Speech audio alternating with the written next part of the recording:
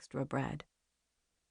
I eat 3 pieces while my brother tells me a story about his NA meeting.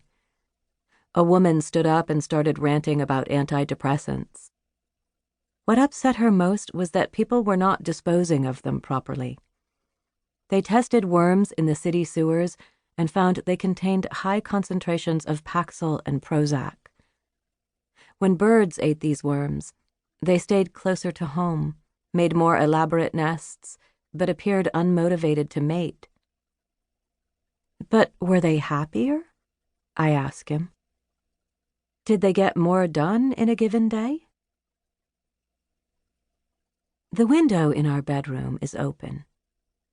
You can see the moon if you lean out and crane your neck. The Greeks thought it was the only heavenly object similar to Earth. Plants and animals 15 times stronger than our own inhabited it.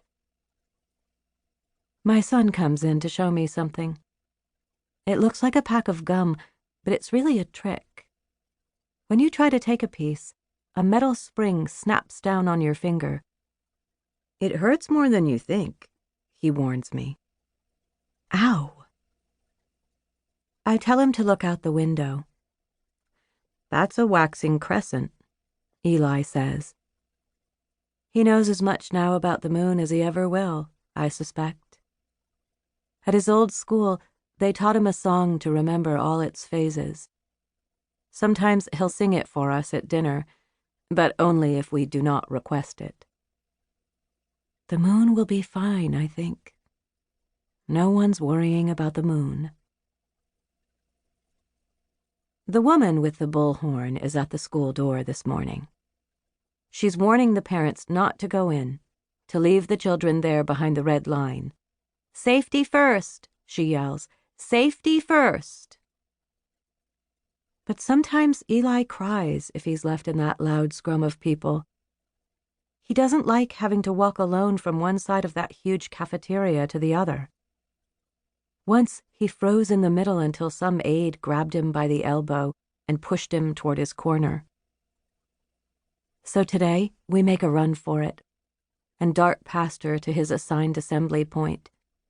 His friend is at the table and has animal crackers, so I make it out of there without tears. But not before the bullhorn woman screams at me, "No parents! No parents may accompany their children!" God, she loves that bullhorn. Something shoots through my body at the sound of her voice. Then I'm out on the street again, telling myself not to think. I'm not allowed to think about how big this school is or how small he is. I've made that mistake after other drop-offs.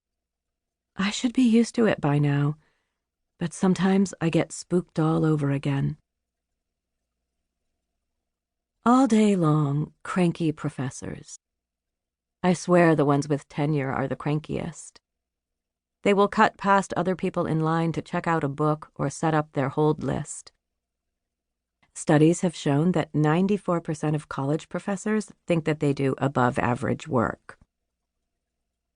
They gave us a guide the other day, tips for dealing with problem patrons. The professors weren't mentioned.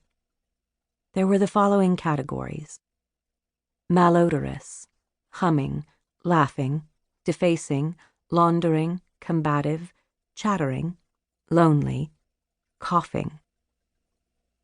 But how to categorize this elderly gentleman who keeps asking me to give him the password for his own email? I try to explain that it is not possible for me to know this, that only he knows this. But he just shakes his head in that indignant way that means, what kind of help desk is this? There's a poster of Sylvia at the bus stop. It says she's coming to give a talk on campus. Years ago, I was her grad student, but then I gave up on it. She used to check in on me sometimes to see if I was still squandering my promise. The answer was always yes. Finally, she pulled some strings to get me this job, even though I don't have a proper degree for it. On the way home, I listened to her new podcast. This episode is called